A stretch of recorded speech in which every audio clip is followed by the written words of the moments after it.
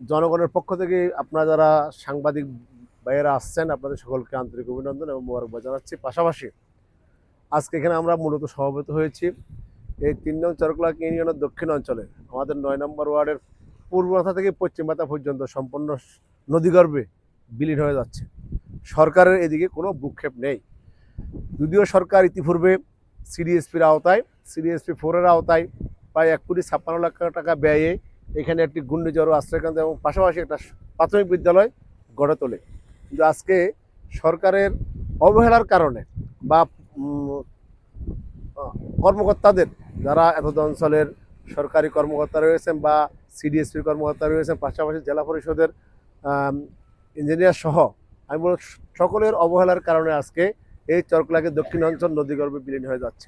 আমরা এই নদীগর্ভে বিলীন হওয়া থেকে এই চরাঞ্চলবাসীকে উদ্ধার করার জন্য সকলের কর্তৃপক্ষের সুদৃষ্টি কামনা করছি। পাশাপাশি আমি মনে করি অনতিবিলম্বে এখানে ইতিপূর্বে আমরা এখানে বেশ কয়েকবার সংবাদ সম্মেলন করছি, মানববন্ধন করেছি।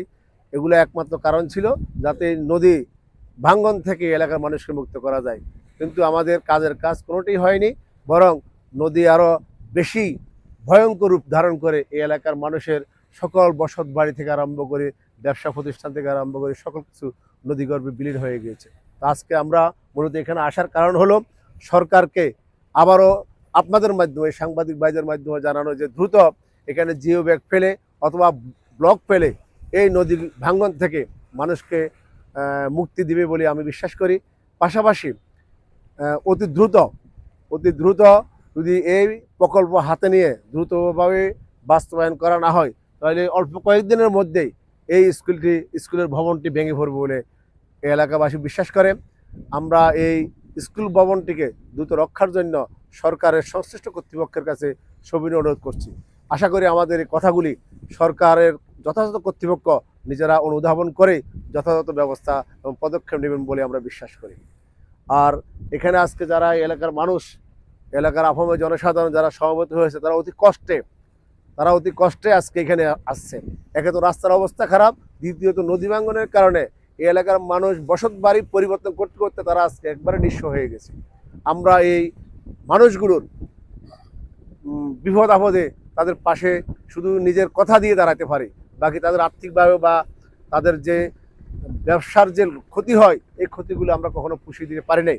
আমি সরকারের কাছে উদাত্ত আহ্বান জানাবো, কৃষি ব্যাংকের মাধ্যমে হোক বা কর্মসংস্থান ব্যাংকের মাধ্যমে হোক এই এলাকার মানুষকে ঋণ সুবিধা দিয়ে মানুষকে আবার ঘুরে দাঁড়ানোর জন্য প্রয়োজনীয় পদক্ষেপ নেবে এবং মানুষকে স্বল্প সুদে ঋণ প্রদান করে এই অসহায় মানুষ যারা এখানে জেলে কামার কুমার এবং সাধারণ ব্যবসায়ী এবং কৃষকরা রয়েছে, কৃষকরা আজকে একবারে নিঃস্ব হয়ে গেছে। বারবার নদী ভাঙ্গনের কারণে তারা বিভিন্ন ফসলাদিও গড়ে তুলতে পারে নাই।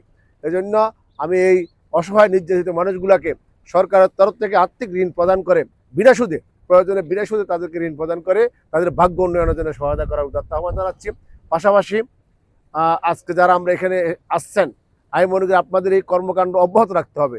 সরকারের সংশ্লিষ্ট কর্তৃপক্ষ এখানে পদক্ষেপ গ্রহণ করা পুরো পর্যন্ত আপনারা ঘরে বসে থাকলে হবে না।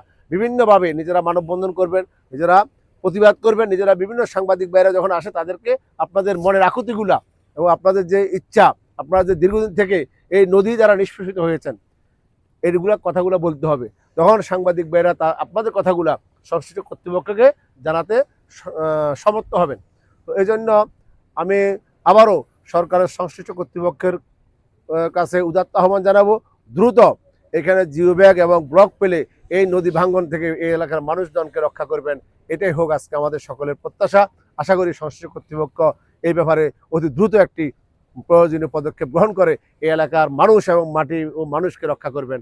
পরিশেষে আপনারা যারা সাংবাদিক ভাইয়েরা আছে কষ্ট করে এখানে এসেছেন, বিশেষ করে আপনাদের সকলকে চরকলা ইউনিয়ন বিএনপির পক্ষ থেকে আন্তরিক অভিনন্দন এবং মোবারকবাদ জানাচ্ছি।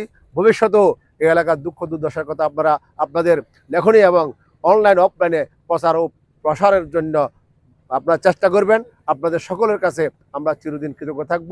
আপনাদের সকলের সুস্বাস্থ্য এবং উন্নত ভবিষ্যৎ কামনা করে আজকে এখানে শেষ করছি। আসসালামু আলাইকুম ওয়া রাহমাতুল্লাহি ওয়া বারাকাতুহু।